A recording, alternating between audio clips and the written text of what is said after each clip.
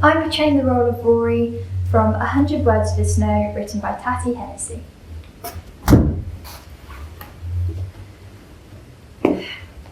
My name's Rory. Yes, you know that's a boy's name. Yes, that is my real name. Yes, really. Oh, full name, if you really need to know.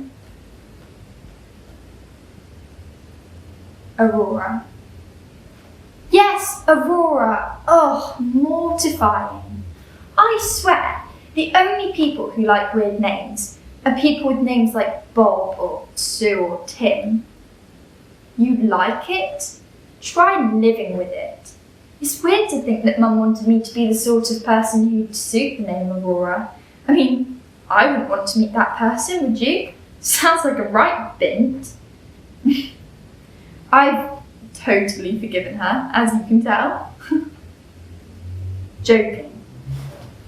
Nobody calls me Aurora. Call me Rory and we'll get on fine. Oh. And this is Dad. Say hello, Dad. He's shy. You used to be a lot more talkative, didn't you, Dad?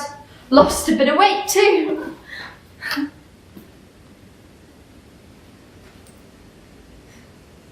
It's weird to think there's a whole person in here.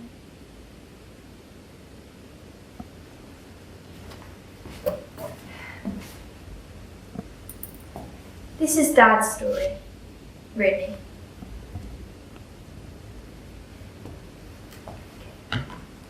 So I was drawn to working with this play because I realised that it was a one-woman show, and that in itself is interesting, as obviously you've got to keep the energy up, you've got to keep the plot going, and I think that's really important because obviously there's such an important message. It's about climate change, so it's a physical journey that the character goes through, as well as a mental journey because she's dealing with the loss of her father.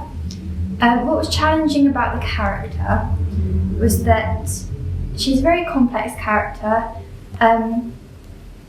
She's dealing with a lot of emotion, so she's dealing with the loss of her father, but she's fun to play because she used dark humour and sarcasm as defence mechanisms or coping methods, and it was challenging because I didn't want to show her as heartless or emotionally unavailable. It was more that if she did show her emotions, that's accepting that her father is gone.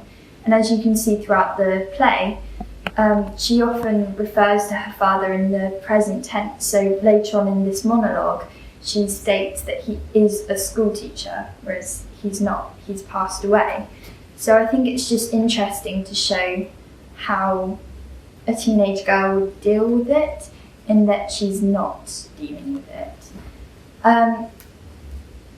The research I did for this play mainly consisted of researching climate change and looking at the effects it has on the North Pole, so looking at the sea levels rising, and I found a fact somewhere that if climate change keeps going the way it's going, then if the North Pole melts and the South Pole melts, then 70%, the sea levels will rise 70%. And it was looking at the melting glaciers and permafrost and all of that, and the effect it's having on animals that live there.